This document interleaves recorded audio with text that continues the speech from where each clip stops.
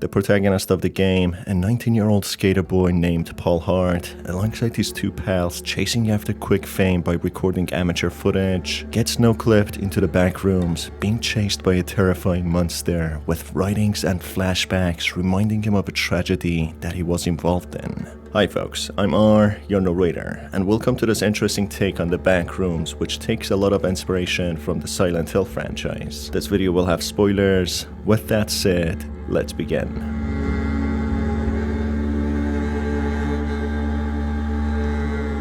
Some short ambiguous clips in the beginning show a wooded area, then a child growing up to have a birthday party, followed by repulsive and eerie images of a rotting corpse with maggots crawling on it, and a female with her mouth and eyes wiped off her face. The footage skips to the present time, in the story being 19th of September 1998. Three teenage skater boys, with one named Drake, are recording themselves doing tricks in the skate park, hoping to get famous one day by releasing their amateur footage.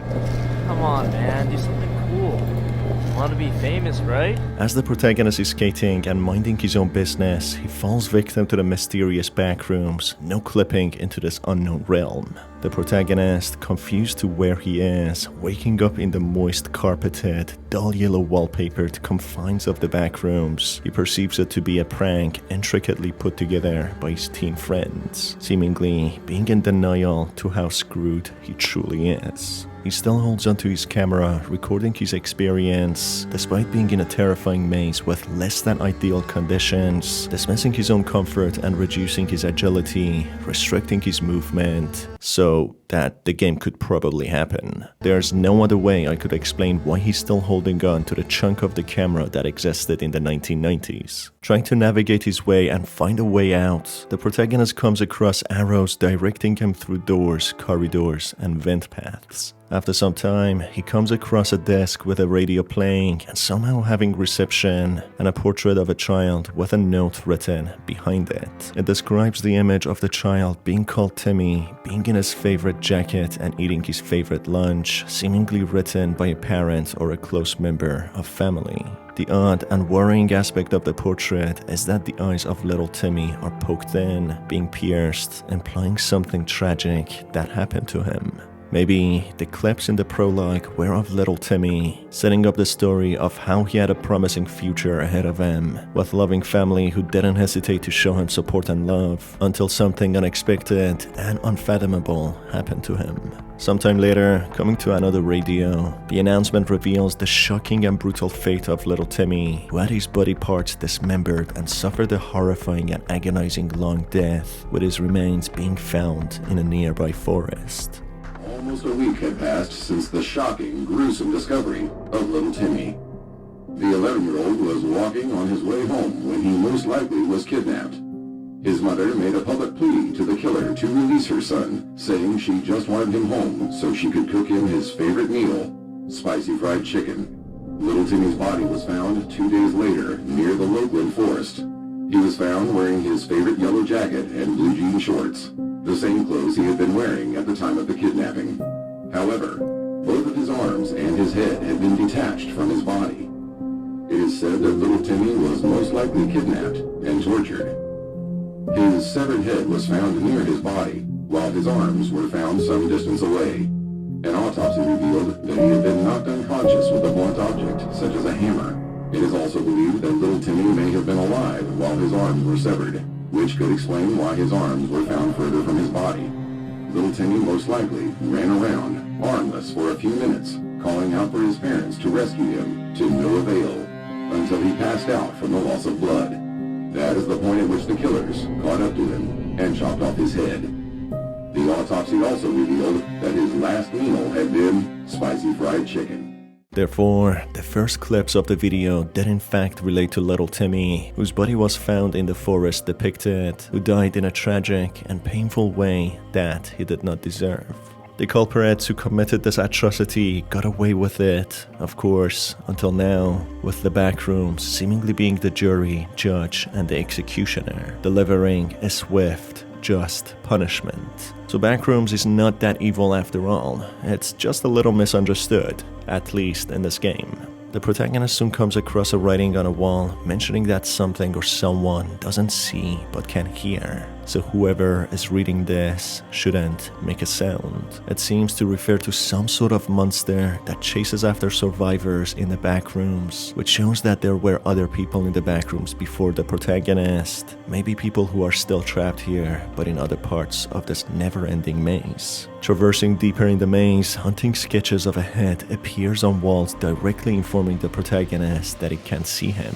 The protagonist, starting to get severe anxiety, shouts at if anyone's there, repeatedly saying this prank is not funny, revealing that he's slowly showing signs of understanding that he's not in an elaborate prank, but is in a trapped-in place he doesn't know how he ended up in. Further down, the protagonist becomes tormented by heart-wrenching cries of a baby, accompanied by blood trails, representing how the body of little Timmy was pulled while having his arms cut off, leading to severe blood loss and pain, when all of a sudden, a monstrous entity, having tentacles for head and no arms in a yellow jacket, breaks through the bloody door and chases after the protagonist. This entity, of course, represents the brutality little Timmy had to suffer from, being an embodiment of his pain, his torture, and corpse. The monster emits loud growls but at the same time child sounds, creating an eerie and uneasy scene, with the protagonist coming to the brink of almost crying and breaking down, hiding in a nearby locker, narrowly escaping this entity.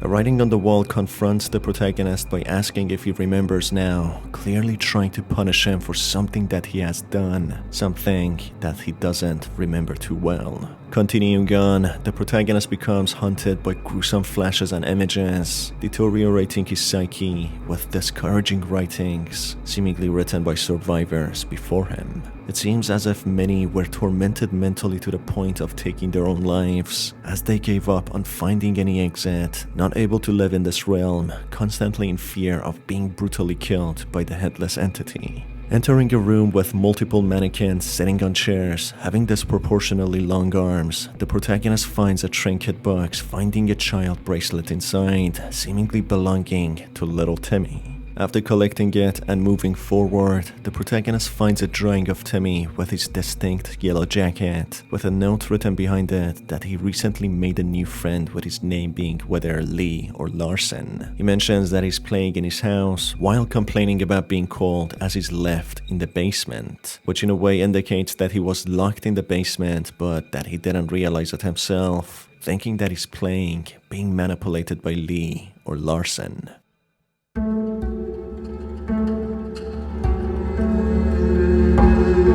As the protagonist continues on his way to complete a puzzle of finding several items and putting them on a mannequin, a hand pulls him, bringing his journey to a halt. It's confrontation time to what the protagonist had done to deserve such an unnerving punishment in the corridors of Backrooms, filled with eerie items and a monster chasing after him. The VHS tape played in the beginning continues on where it left off, revealing to what actually happened to the protagonist. As he was skateboarding, he trips and breaks his neck, with his friends noticing that he's not breathing.